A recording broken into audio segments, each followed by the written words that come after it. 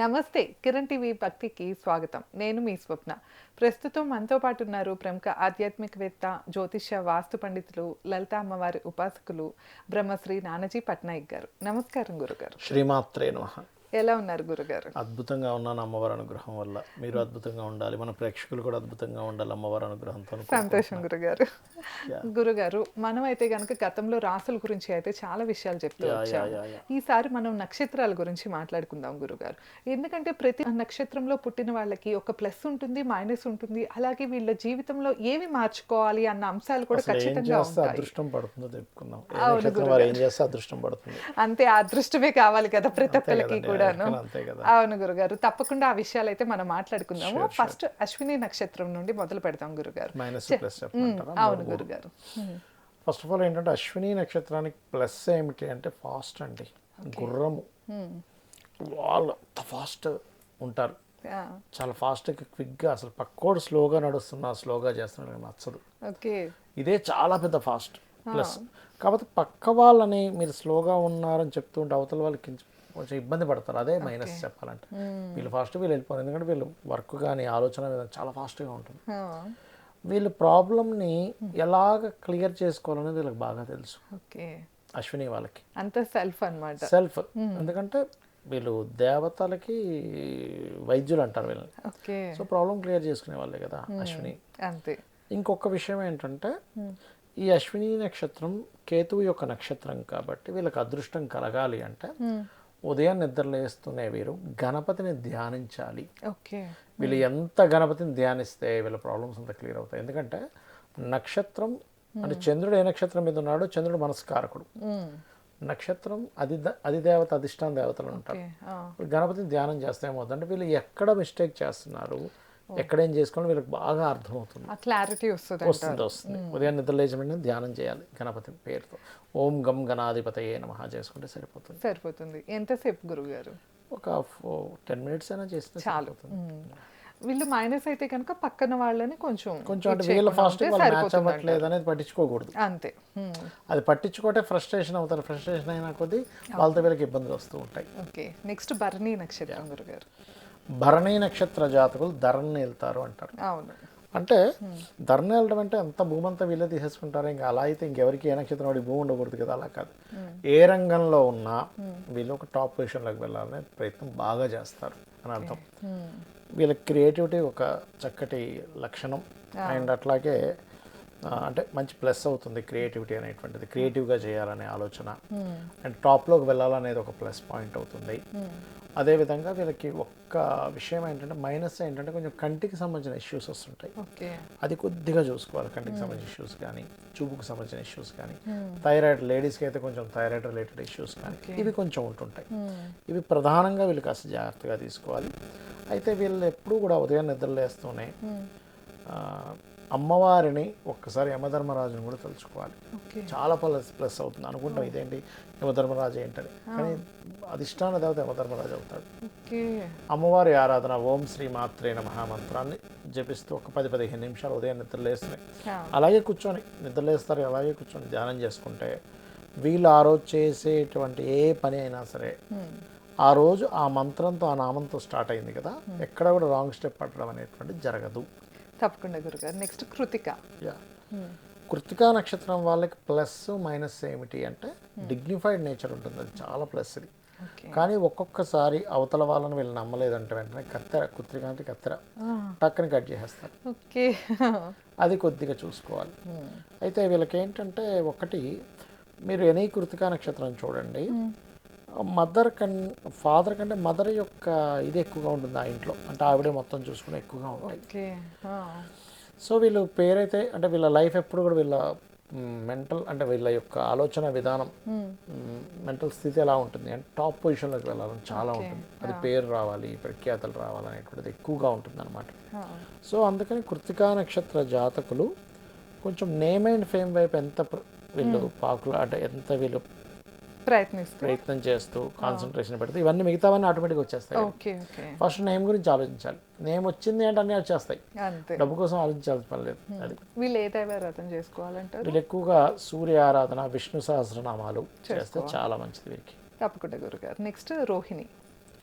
రోహిణీ నక్షత్రం వాళ్ళు మీరు గమనిస్తే కనుక వీళ్ళకి ప్లస్ ఏమిటి అంటే మదర్లీ నేచర్ ఎక్కువగా ఉంటుంది వీళ్ళలో. అంటే కొంచెం వీళ్ళు ఎనీ రోహిణీ నక్షత్ర జాతకులు చూడండి చాలా ఆకర్షణీయంగా ఉంటారండి వాళ్ళు. రోహిణీ నక్షత్రం వాళ్ళు ఐస్ కూడా కొంచెం పెద్దగా ఉంటాయి. అయితే వీళ్ళకి ఏంటంటే రోహిణీ నక్షత్ర జాతకులు ఫుడ్ బాగా ఉండగలుగుతారు. మీరు గమనించండి, ఎనీ రోహిణి వాళ్ళు పెద్దగా నేర్చుకోకర్లే, ఆటోమేటిక్గా వాళ్ళు చేయబడిందంటే టేస్ట్గా వస్తుంది. అదేంటో అర్థం కాదు అంతే. రోహిణీ నక్షత్రం అనుకుంటే గొప్ప లక్షణం అది. ఎక్కడో ఇంకా 7th హౌస్ పాడైపోయింది, 3rd హౌస్ పాడైపోయింది, మహాదశలు అసలు బాగాలేదు, ఎప్పుడు వంటగదిలో కంటే దట్ ఈస్ డిఫరెంట్ కేస్. ఎక్కడో కోర్టులో ఒకరు ఉంటారు అలా, బట్ బాగా ఇచ్చేయగలుగుతారు వీళ్ళు. మీరు గమనిస్తే కనుక వీళ్ళు ప్లస్ పాయింట్ కూడా మొక్కలు నాటారు, తొందరగా వస్తాయి రోహిణీ నక్షత్రం. అందుకే రోహిణీ నక్షత్రం రోజు మొక్కలు నాటమని చెప్తాం. పంట పొలాలు పంటలు వేసే వాళ్ళది ఫ్రూట్ఫుల్ రిలేటెడ్ అనమాట అది. మైనస్ అంటే కొంచెం ఒక్కొక్కసారి ఎక్కువ ఎమోషన్స్ పెట్టుకొని తేడా వచ్చేసరికి మొత్తం తొందరగా డిప్రెస్ అయిపోతారు. ఎందుకంటే ఎమోషన్ రిలేటెడ్ చంద్రుడు కదా నక్షత్రం, అందుకని. అయితే వీళ్ళు ఎప్పుడు కూడా ఆరాధన చేయవలసింది అమ్మవారి ఆరాధన చేసుకోవడం చాలా మంచిది. నెక్స్ట్ మృగశిర.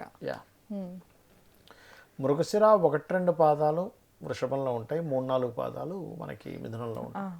1-2 పాదాల వాళ్ళకేమో కోరికలు ఎక్కువగా ఉంటాయి. 3-4 పాదాల వాళ్ళు చాలా ఆర్గ్యూ చేయగలుగుతారు. వాళ్ళతో గెలవలేం మనం. మృగశిర 3-4 పాదాల వాళ్ళు అసలు వాళ్ళు ఆర్గ్యూ చేయడం మొదలు పెడితే అసలు దేంతో స్టార్ట్ అయింది దేంతో ఎండ్ అయింది కూడా అర్థం కాదు. అట్లా ఉండదు, అంటే అంత బాగా ఆర్గ్యూ చేయగలుగుతారు అనమాట. వీళ్ళ ప్లస్ వీళ్ళ పవరే ఆర్గ్యుమెంట్. వీళ్ళ మైనస్ మాట్లాడకుండా ఉంటే ఇదే మైనస్ వీళ్ళకి. ఎందుకంటే నీ ఆయుధమే అది. అవును, నీ ఆయుధాన్ని నువ్వు తీయకపోతే ఎలా, అంటే తెలుసుకోకపోతే ఓవర్గా మాట్లాడిన అదే మైనస్ అవుతుంది మళ్ళీ.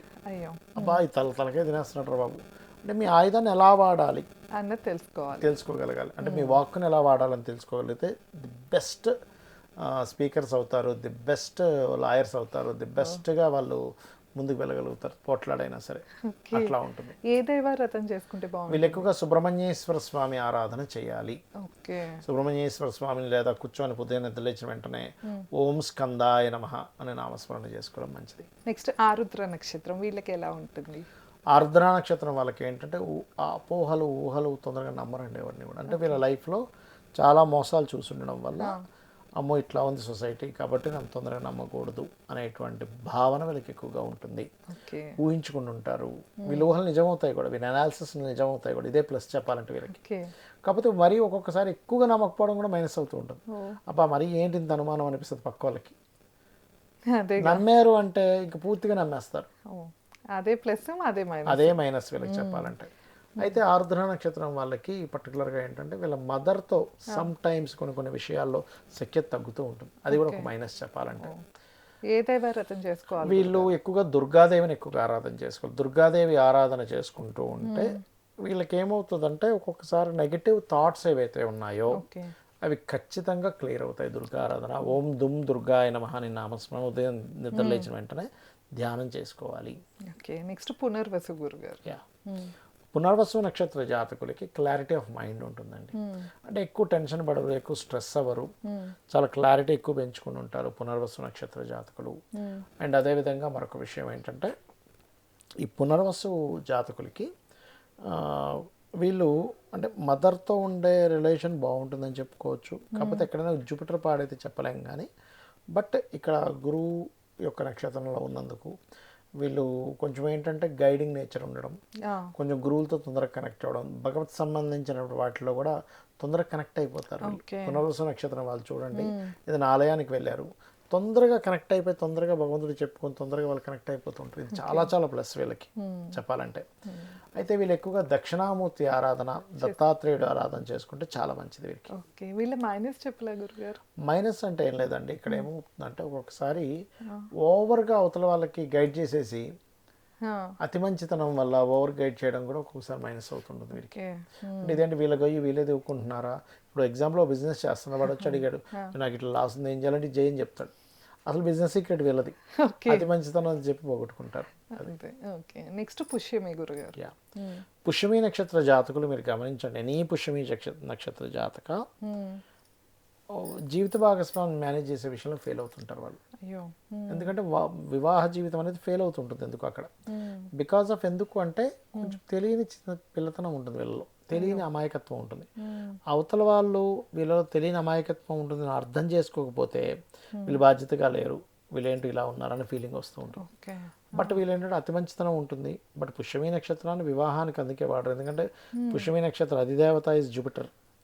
అందుకని వీళ్ళు ఏంటంటే కొంచెం ఒక్కొక్కసారి అందరినీ నమ్మేసి మోసపోతుంటారు, ఇది చాలా పెద్ద మైనస్ అవుతూ ఉంటుంది. కాకపోతే వీళ్ళు ఏంటంటే పుష్యమి నక్షత్ర జాతకులు మంచి పాండిత్యం కలిగి ఉంటారు.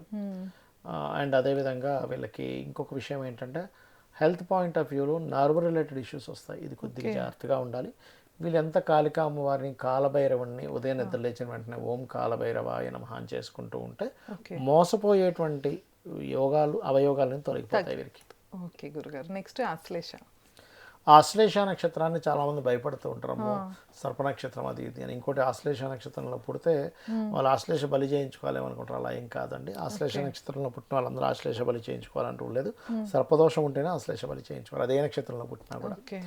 ఇక రెండో విషయం ఏంటంటే బాగా తెలివైన వాళ్ళు ఆశ్లేష, అనాలిసిస్ చాలా బాగా చేస్తారు, ఎవరితోనైనా సరే రిలేషన్ చాలా బాగా పెట్టుకోగలుగుతారు, అంటే మంచి రిలేషన్ చాలా క్యాలిక్యులేటివ్గా ఉంటుంది, చాలా బాగా అంచనా వేయగలుగుతారు, చాలా బాగుంటుంది.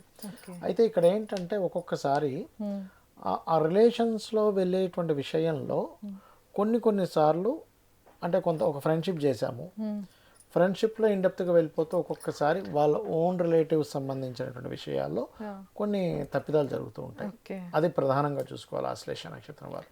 బట్ వీళ్ళు ఏదైనా బిజినెస్ చేసినా లేకపోతే ఏదైనా చేసినా చాలా మంచి క్యాలిక్యులేటివ్గా ఉంటారు, ఇది చాలా చాలా ప్లస్. అంటే ఇప్పుడు ఈ బిజినెస్ స్టార్ట్ చేస్తే ఒక 10 ఏళ్ళ తర్వాత ఎలా ఉంటుంది అనేది బాగా అంచనా వేయగలుగుతారు వీళ్ళు. ఓకే. మకా నక్షత్రం గురుగారు. మకా నక్షత్రం సింహరాశిలో ఉంటుంది. మకా నక్షత్రానికి ముఖ్యంగా ఏంటంటే వీళ్ళు ఎంత హై లెవెల్లో ఉన్నా సరే డౌన్ టు ఎర్త్ లాగే ఉంటారు వీళ్ళు చూడడానికి. అయితే వీళ్ళలో ఏంటంటే మకా నక్షత్ర జాతకులు మీరు గమనిస్తే కనుక ఎనీ మకా నక్షత్ర జాతకులు తండ్రి బిజీగా ఉండడం, లేకపోతే వీళ్ళేదో వేరే దగ్గర పెరగడం, ఏదో ఒక కొంచెం ఒకే ఇంట్లో ఉండే కూడా కొంచెం డిస్కనెక్టివ్గా ఉండడం జరుగుతూ ఉంటుంది. ఒక్కోసారి వీరికి ఉంటుంది, ఒక్కోసారి వీళ్ళ తల్లిగారికి ఉంటుంది, వాళ్ళ జీవిత భాగస్వామితో ఆ రకమైనటువంటి ఉంటుంది. అయితే వీళ్ళు టాప్ పొజిషన్లోకి వెళ్ళగలుగుతారు. వీళ్ళు ఎంత టాప్లోకి వెళ్ళగలుగుతారంటే ఏదైనా ఒక రంగంలో ఉంటే కనుక వీళ్ళు నేను ఫలానా ఈ రంగంలో నా అంత టాప్లోకి ఎవరు వెళ్ళలేరు అని ఎవరైనా అనుకోగలిగితే అంత రేంజ్లోకి వెళ్ళగలుగుతారు వీళ్ళు. మైనస్ ఏమిటి ఇక్కడ అని చెప్పి చూసుకున్నట్లయితే వీళ్ళు పర్టికులర్గా అంటే ఒక్కొక్కసారి వైరాగ్యం చెందుతారండి వీళ్ళు. ఎలా అంటే ఆ వైరాగ్యం చెందిన పాయింట్ ఏదైతే ఉంటుందో ఒక్కొక్కసారి చాలా విలువైన వదిలేస్తారు, అది చాలా చాలా పెద్ద మైనస్ వీళ్ళకి. ఆ విషయంలో చాలా జాగ్రత్తగా ఉండాలి. ఇది జరగకుండా ఉండాలంటే సూర్య నమస్కారాలు, గణపతి ఆరాధన, గణపతిని తలుచుకుంటే చాలా బాగుంటుంది వీరికి. ఓకే. పుబ్బా నక్షత్రం గురించి చెప్పండి గురుగారు. పుబ్బా నక్షత్ర జాతకులు కనుక చూసుకుంటే పర్టికులర్గా పుబ్బ వారికి శుక్రుడు అధిపతి, క్రియేటివిటీ ఉంటుంది, ధనము నేమ్ అండ్ ఫేమ్ రెండు ఎట్ ఏ టైం వస్తాయి వీళ్ళ లైఫ్లో. ఎంటర్ అవడం అలాగే ఎంటర్ అవుతుంది, పోతే కూడా రెండు ఒకటేసారి అలాగే పోతుంటాయి, ఇదే మైనస్. అందుకని వీళ్ళు కొంచెం ఈ విషయంలో సూర్య ఆరాధన, అమ్మవారి ఆరాధన ఎంత చేస్తూ ఉంటే వీళ్ళ లైఫ్లో అంత నేమ్ అండ్ ఫేమ్, అంత ఫైనాన్షియల్ గ్రోత్ ఉంటుంది వీళ్ళకి చెప్పాలంటే. మరియు మరొక విషయం ఏంటంటే ఈ పుబ్బా నక్షత్ర జాతకులకి స్త్రీ సంతానం ఉంటే ఇంకా బాగా కలిసి వస్తుంది. మైనస్లు ఏంటి ఇక్కడ అని చెప్పి చూసుకున్నట్లయితే వీళ్ళకి ఒక్కొక్కసారి అంటే వీళ్ళ జీవిత భాగస్వామి డామినేట్ చేస్తుంది అనుకోండి, దాన్ని యాక్సెప్ట్ చేసి నవ్వుతూ ఊరుకోవాలి. వాళ్ళని డామినేట్ చేయనివ్వకుండా ఎప్పుడైతే మీరు ఆపుతూ ఉంటారో అది వీళ్ళకి చాలా పెద్ద మైనస్ అవుతుంది. అంటే మరీ ఓవర్ డామినేషన్ కాదు, కొంచెం వాళ్ళకి రెస్పెక్ట్ ఇస్తుండాలి. రెస్పెక్ట్ ఇస్తున్నప్పుడు బాగుంటుంది వీళ్ళ లైఫ్ అనేది. ఏ దైవారాధన చేసుకోవాలి గురుగారు? వీళ్ళు ఎక్కువగా అమ్మవారి ఆరాధన, సూర్య నమస్కారాలు ఎక్కువగా చేస్తూ ఉండాలి. ఉదయం నిద్ర లేచిన వెంటనే శ్రీమాత్రే నమః అనే ధ్యానం చేసుకుంటే సరిపోతుంది. ఉత్తరా నక్షత్రం గురుగారు. ఉత్తరా నక్షత్ర జాతకులకి ప్లస్ ఏమిటి అంటే వీళ్ళు చాలా మంచి స్టేజ్కి వెళ్తారు, కానీ వీళ్ళకి మైనస్ కూడా వెళ్ళినప్పుడు నాకు అక్కడ రెస్పెక్ట్ దొరకట్లేదు వెనక్కి వచ్చేయడం చాలా పెద్ద మైనస్ అవుతుంది.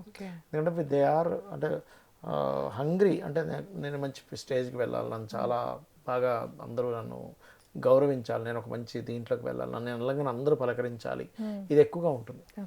ఎక్కడో ఇంకా సన్ బాగా వీక్ అయిపోతే చెప్పలేం కానీ బట్ ఇది ఎక్కువగా ఉంటుంది. వీళ్ళకి మైనస్ కూడా ఇంకొక మైనస్ ఏంటంటే హీట్ బాడీ ఉంటుందండి కొంతమందికి బాగా వేడి చేయడం ఇట్లాంటివి ఉంటాయి, దానివల్ల కొంత ఇబ్బంది ఉంటూ ఉంటుంది. అయితే ఈ నక్షత్ర జాతకులకి పర్టికులర్గా సంతానం కలిగిన తర్వాత నుంచి లైఫ్ అనేది ఇంకా బాగుంటూ ఉంటుంది. వీళ్ళ ఫాదర్ కూడా ఒక మంచి స్టేజ్కి వెళ్తారు ఉత్తర నక్షత్ర జాతకులు. వీళ్ళు ఏ దైవారాధన చేసుకోవాలి గురుగారు? వీళ్ళు ఎక్కువ సూర్య నమస్కారాలు చేసుకోవాలండి. సూర్య నమస్కారాలు, చంద్ర ఆరాధన, పితృదేవత ఆరాధన ఎక్కువగా చేస్తూ ఉండాలి. హస్త నక్షత్రం గురుగారు? హస్త నక్షత్రం పర్టికులర్గా ఇది కన్యారాశిలో ఉంటుంది. ఈ కన్యారాశిలో ఉండే హస్త నక్షత్ర జాతకులు మీరు చూడండి, ఎనీ హస్త నక్షత్ర జాతకులు తొందరగా నమ్మరు ఎవరిని కూడా. వీళ్ళు చాలా జాగ్రత్తగా ఉంటారు. అంటే నమ్మరంటే ఏదో మోసం చేయాలని కదా అవతల వాళ్ళని తొందరగా, ఎందుకంటే వీళ్ళ లైఫ్లో అలాంటి సంఘటనలు జరుగుతాయి కాబట్టి 1-4 సార్లు వీళ్ళ పేరు చెప్పాలని ఆలోచిస్తారు. ఏంటి ఎందుకు అడుగుతున్నాడు నా పేరు, వీడు నా ఇంటి అడ్రస్ ఎందుకు అడుగుతున్నాడు, నా కార్ నెంబర్ ఎందుకు అడుగుతున్నా, నా ఫోన్ నెంబర్, లాట్ ఆఫ్, ఎందుకంటే వీళ్ళ లైఫ్లో అలాంటివి చూసారు. అంటే ఒక స్టేజ్ వచ్చాక చిన్నప్పుడు కాదు నేను చెప్పేది, మనిషిని చూస్తూ చూస్తూ మొత్తం అంచనా వేసేస్తారు. ఈ డ్రెస్ వేసుకున్నారు, మెల్ల ఇది ఉంది, మరి ఆయన ఏమో ఆ ప్యాంట్ వేసుకున్నాడు, ఏంటో హెయిర్ ఎలా ఉంది, ఏంటో చేతికి పెట్టుకునేది ఎంత అయి ఉంటుంది, అంచనా వేసేసి ఓకే వీళ్ళు ఈ లక్షణాలు కలిగిన వాళ్ళని వీళ్ళు తొందరగా అంచనా వేయగలుగుతారు. మైనస్ ఏమవుతుందంటే ఇదే మైనస్ కూడా అవుతుంది. అంటే తొందరగా నమ్మడేంటి, నమ్మనప్పుడు మనం ఎందుకు బాబు వీటితో ఉండడం అని అనుకునేలాగా అవుతుంది. అందుకని మీరు నమ్మని విషయాన్ని బయట పెట్టకండి. బయట పెట్టారంటే అదే చాలా పెద్ద మైనస్ అయిపోతుంది. అమ్మవారిని విష్ణువుని ఎంత ఆరాధన చేస్తూ ఉంటే అంత బాగుంటుంది వీరికి. చిత్తా నక్షత్రం గురుగారు? చిత్తా నక్షత్ర జాతకులు ఏంటంటే 1-2 పాదాలు కన్యారాశిలో ఉంటాయి, 3-4 పాదాలు తులారాశిలో ఉంటాయి. సో 1-2 పాదాల వాళ్ళు వీళ్ళు ఏంటంటే కొంచెం అప్పులు ఎక్కువ చేయకూడదు. అప్పుల వల్ల గొడవలు ఎక్కువ పెరుగుతూ ఉంటాయి. 3-4 పాదాల వల్ల కోరిక ఎక్కువ ఉంటుంది, ఎక్కువ కోరికలు ఉంటాయి, డిజైర్స్ ఎక్కువగా ఉంటాయి. సో ఈ 1-2 పాదాల వాళ్ళు వీలైనంత మటుకు మంగళవారాలు, బుధవారాలు అప్పుల జోలికి వెళ్ళకూడదు. మంగళవారాలు అప్పు తీర్చేసేయాలి, దెన్ ఆటోమేటిక్గా తీరిపోతూ ఉంటుంది. అండ్ అదేవిధంగా ఇంకొకటి ఏంటంటే వీళ్ళు ఎక్కువగా సుబ్రహ్మణ్యేశ్వర స్వామి ఆరాధన చేసుకుంటే చాలా బాగుంటుంది. స్వాతి నక్షత్రం గురుగారు? స్వాతి నక్షత్ర జాతకులు ఆకర్షణీయంగా ఉంటారు. వీళ్ళ ప్లస్ ఇది. మైనస్ ఏమిటి అంటే పార్ట్నర్స్తో కొంచెం జాగ్రత్తగా ఉండాలి. స్వాతి నక్షత్రం ఒక రకంగా చెప్పాలంటే వివాహాన్ని కూడా మంచి నక్షత్రంగా చెప్తూ ఉంటారు. చాలా మంది ఏరుకోరి స్వాతి నక్షత్రం రోజు వివాహం చేసుకుంటారు. ఎమోషన్ బాండింగ్స్ ఎక్కువగా ఉంటాయి అనేటువంటిది. అయితే వీళ్ళకి ఏంటంటే కొంచెం ఈ సినిమా ఫీల్డ్ వీటిలో రాణిస్తారు. కాకపోతే ఏంటంటే ఈ రాహు కానీ శుక్రుడు కానీ ఎంత బలంగా ఉన్నాడో చెక్ చేసుకోవాలి, దశలు ఎలా ఉన్నాయో చూసుకోవాలి, అప్పుడు బాగా రాణించగలుగుతారు వీళ్ళు. అయితే వీళ్ళకి మైనస్లో ఏంటంటే ఒక్కొక్కసారి ఫైనాన్షియల్ మ్యాటర్స్ విషయంలో కొంతమందికి డబ్బులు ఇచ్చి పోగొట్టుకోవడం కూడా జరుగుతూ ఉంటుంది. కొన్ని కోరికలు నెరవేర్చుకునే విషయంలో కూడా వీళ్ళు రాంగ్ స్టెప్స్ పడుతూ ఉంటాయి, అది ప్రధానంగా చూసుకోవాలి. ఇక వీళ్ళు ఎక్కువగా దేవతారాధన, దుర్గాదేవి యొక్క ఆరాధన చేసుకోవడం, అమ్మవారి ఆరాధన చేసుకోవడం చాలా మంచిది. విశాఖ నక్షత్రం? విశాఖ నక్షత్ర జాతకులు ఇక్కడ 3 పాదాలు ఉంటాయి తులారాశిలో, మన వృశ్చికంలో 4వ పాదం ఉంటుంది.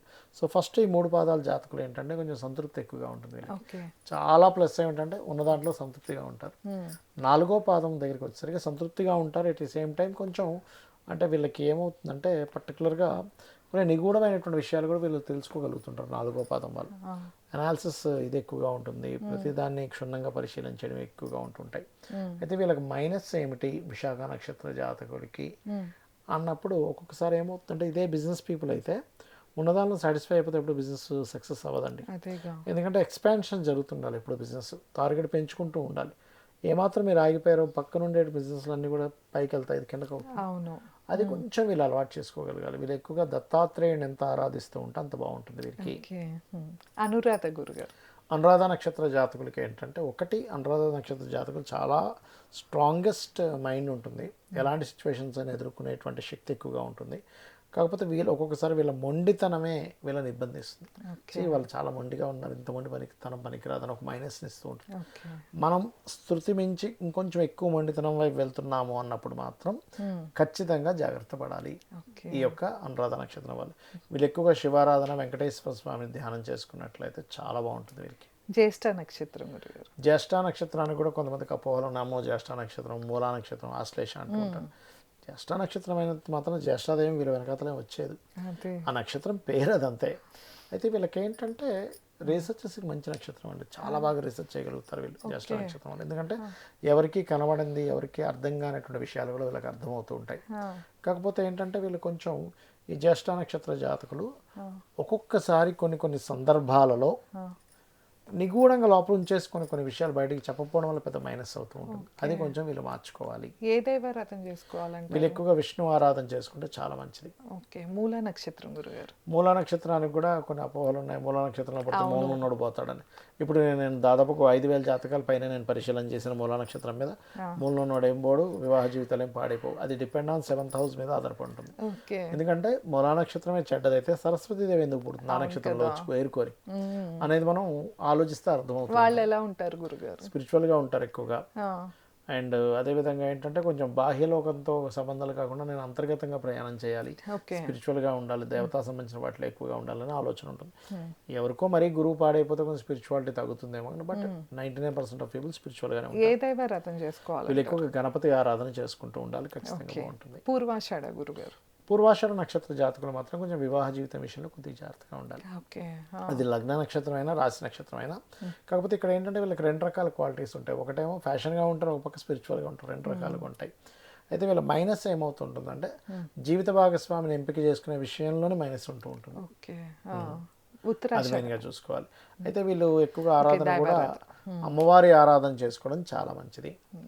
తప్పకుండా గురుగారు. ఉత్తరాషాఢ నక్షత్ర జాతకులు కూడా చూసుకున్నట్లయితే ఇక్కడ ఒక పాదమేమో ధనస్సులో ఉంటుంది, 2, 3, 4 పాదాలేమో మకరంలో ఉంటాయి. ఒకటో పాదం వాళ్ళకి ఏంటంటే డిగ్నిఫైడ్ నేచర్, స్పిరిచువాలిటీ ఉంటాయి. 2, 3, 4 పాదాల వాళ్ళు మాత్రం కొంచెం డిగ్నిఫైడ్ నేచర్తో పాటు లైఫ్లో కొంచెం ఎక్కువ స్ట్రెస్ కూడా చూస్తారు. అయితే ఇక్కడ ఏంటంటే ఉత్తరాషాఢ నక్షత్ర జాతకులకి ఎక్కువగా వీళ్ళకి ఏంటంటే మనం ఎక్కువ మర్యాద ఇవ్వాలని కోరుకుంటూ ఉంటారు. మర్యాద కోసం ఎంత అంటే మనకు రెస్పెక్ట్ లేనప్పుడు మనం నిలబడ్డం ఎందుకు అనేది ఉంటూ ఉంటుంది. కానీ అన్ని చోట్ల అన్ని ప్రదేశాలు దొరకదని వీళ్ళు గుర్తించగలగాలి. అది మైనస్ అవుతూ ఉంటుంది, ఒక్కోసారి అవుతూ ఉంటుంది. వీళ్ళు ఏ రంగంలోకి వెళ్ళినా ఒక టాప్ పొజిషన్లో ఉంటారు. ఇదే చాలా పెద్ద ప్లస్ వీళ్ళకి. వీళ్ళు ఎక్కువగా సూర్యుని ఆరాధన, విష్ణు ఆరాధన ఎక్కువగా చేస్తూ ఉండాలి. శ్రవణ నక్షత్ర జాతకులు కనుక చూసుకున్నట్లయితే ప్రధానంగా శ్రవణం వాళ్ళు వర్క్లో మోసపోతూ ఉంటారు. ఇది చాలా పెద్ద మైనస్ అవుతూ ఉంటుంది. వర్క్లో వీళ్ళంతా మారుతూ ఉంటే, వర్క్ పరంగా వీరంతా జర్నీస్ చేస్తుంటే అంత గ్రోత్ ఉంటుంది వీరికి. అయితే వీళ్ళు కొంచెం శ్రవణ నక్షత్ర జాతకుల యొక్క తల్లిగారి ఆరోగ్య విషయంలో చాలా జాగ్రత్తగా ఉండాలి. వీళ్ళు ఏంటంటే ప్రతి పనిని కూడా దైవానికి అర్పించినట్టుగా చేస్తూ ఉంటే వీళ్ళకి చాలా బాగా కలిసి వస్తుంది. అమ్మవారి ఆరాధన చేసుకోవాలి. ధనిష్ట నక్షత్రం గురుగారు. ధనిష్ట నక్షత్రం 1, 2 పాదాలు మకర రాశిలో ఉంటే 3, 4 పాదాలు కుంభరాశిలో ఉంటుంది. అయితే ధనిష్ట నక్షత్రం 1వ పాదం వారికి కష్టపడతారు and at the same time వీళ్ళకి ఫైనాన్షియల్ గ్రోత్ కూడా బాగుంటుంది. 2వ పాదం దగ్గరికి వచ్చేసరికి మాత్రం కొంచెం ఎక్కువ ఆర్గ్యుమెంట్స్ అవుతూ ఉంటాయి వీళ్ళ లైఫ్లో. 3, 4 పాదాలు కుంభరాశిలో ఉంటాయి కాబట్టి కొంచెం సక్సెస్ రేట్ ఉంటుంది. కాకపోతే ధనిష్ట నక్షత్రం మకర రాశిలో ఉన్నందుకు కష్టపడుతూ ఉండాలి. కానీ ఎక్కడైనా సరే మీకు కొంచెం వీళ్ళ కింద పనిచేసే వాళ్ళతో కనుక వీళ్ళు అనవసరంగా శత్రుత్వాలు పెట్టుకుంటే అదే చాలా పెద్ద మైనస్ అవుతుంది వీళ్ళకి, ధనిష్ట నక్షత్ర జాతకులకి. ఎందుకంటే ఉన్నది మకర రాశిలో, అంటే శని యొక్క రాశిలో. శని అంటే ఏమిటి? వర్కర్స్ కింద పనిచేసే వాళ్ళు. నువ్వు వాళ్ళతోనే మీరు సరిగ్గా లేకపోతే నీ స్థానం కోల్పోతున్నావుగా, అందుకని. ఇక వీళ్ళు ఎక్కువగా పంచముఖ ఆంజనేయ స్వామి ఆరాధన, కాలభైరవుడు, వారాహి చేసుకుంటే చాలా బాగుంటుంది. శతభిష నక్షత్ర జాతకులకి ఏంటంటే ఇక్కడ పర్టికులర్గా వీళ్ళకి కొంచెం అంటే ఇది కుంభరాశిలో ఉంటుంది పూర్తిగా. కాబట్టి కొంచెం వీళ్ళు ఏదైనా సరే హ్యాపీగా ఉండాలి, ఎంజాయ్గా ఉండాలని లక్షణాలు ఎక్కువగా ఉంటుంది. సక్సెస్ రేట్ బాగా ఉంటుంది. కాకపోతే కొన్ని సందర్భాల్లో వీళ్ళు మోసపోవడం కూడా జరుగుతుంది లైఫ్లో. అది కొంచెం చూసుకోవాల్సి శతభిష నక్షత్ర జాతకులు. వీళ్ళు ఎక్కువగా దుర్గా ఆరాధన, చండీ వినడము, చండీ పారాయణం చేసుకోవడము చేస్తూ ఉంటే వీళ్ళు ఏంటంటే ఆన్లైన్లో చేసే బిజినెస్ల వల్ల చాలా బాగా లైఫ్లో పైకి వస్తారు. పూర్వభాద్ర 1, 2, 3 పాదాలు కుంభరాశిలో ఉంటే 4వ పాదం మీన రాశిలో ఉంటుంది. సో పూర్వభాద్ర నక్షత్ర జాతకులు ఎక్కువగా వీళ్ళు టీచింగ్ లైన్స్లో ఉంటే చాలా మంచి ప్లస్ అవుతుంది. వీళ్ళు ఎంత ధర్మంగా ఉంటే అంత బాగుంటుంది. అలానే ఏమండి మీరు ధర్మంగా ఉండమంటే అలా కాదు, అంటే ప్రతి దాంట్లో ధర్మం ఉంటుంది. ఆ ధర్మాన్ని ఎంతవరకు మీరు మెయింటైన్ చేస్తున్నారు అది చాలా చాలా ముఖ్యం పూర్వభాద్ర నక్షత్రం వాళ్ళకి. అంటే ఏమాత్రం కొంచెం వీళ్ళు నెగ్లెన్సీగా ఉన్నా వీళ్ళు చేసేటువంటి కెరియర్లు వెనకబడిపోతూ ఉంటారు. అది ప్రధానంగా చూసుకోవాలి. వీళ్ళు ఎక్కువగా దక్షిణామూర్తి యొక్క ఆరాధన, దత్తాత్రేయుడి యొక్క ఆరాధన చేసుకుంటే మంచిది. ఉత్తరాభద్ర నక్షత్రానికి కూడా శని అధిపతి అవుతాడు. అంటే ఇక్కడ పూర్వభద్ర గురువు అయితే ఉత్తరాభద్రకి శని అధిపతి అవుతాడు.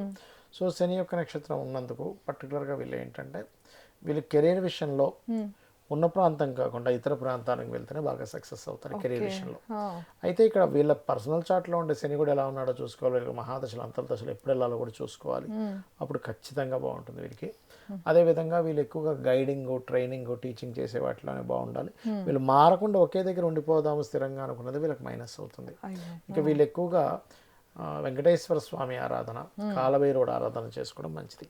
రేవతి నక్షత్రం గురుగారు. ఇక ఆఖరిగా రేవతి నక్షత్రం కనుక చూసుకున్నట్లయితే వీళ్ళు ఎంత నాలెడ్జ్ సంబంధించిన విషయంలో ఎంత వీళ్ళు నాలెడ్జ్ ఎక్స్చేంజ్ చేసుకోవడం, నాలెడ్జ్ విషయంలో ఎంత మాట్లాడుతుంటే వీళ్ళకి అంత లైఫ్ బాగుంటుంది చెప్పాలంటే. వీళ్ళు విద్య కోసం ఎంత దూరమైన ప్రయాణం చేయడం అనేటువంటిది మంచిది. వీళ్ళు ఎప్పుడైతే నేర్చుకోవడం ఆపేస్తారో అదే మైనస్గా మారుతుంది వీరికి. పర్టికులర్గా రేవతి నక్షత్రం వారికి మీరు ఎక్కువగా విష్ణు ఆరాధన, విష్ణు సహస్రనామాలు చేయడం అన్ని విధాలు బాగుంటుంది. తప్పకుండా గురుగారు. విన్నారు కదా 27 నక్షత్రాల గురించి అయితే కనుక గురుగారు టక్క చెప్పేస్తూ వచ్చేసారు. సో ఈ గుణాలు మీకు ఉన్నాయా లేదా తెలియజేస్తూ ఈ వీడియో మీకు ఎలా అనిపించిందో కామెంట్ సెక్షన్లో తెలియజేయటం మర్చిపోవద్దు. అలానే గురుగారితో మీరు కనుక ఎలాంటి సమస్యలతో ఇబ్బంది పడుతున్న గురుగారిని సంప్రదించాలి అంటే స్క్రీన్ పైన స్క్రోల్ అయ్యే నెంబర్కి కాంటాక్ట్ అవ్వండి. ధన్యవాదాలు. నమస్కారం గురుగారు. శ్రీమాత్రే నమః.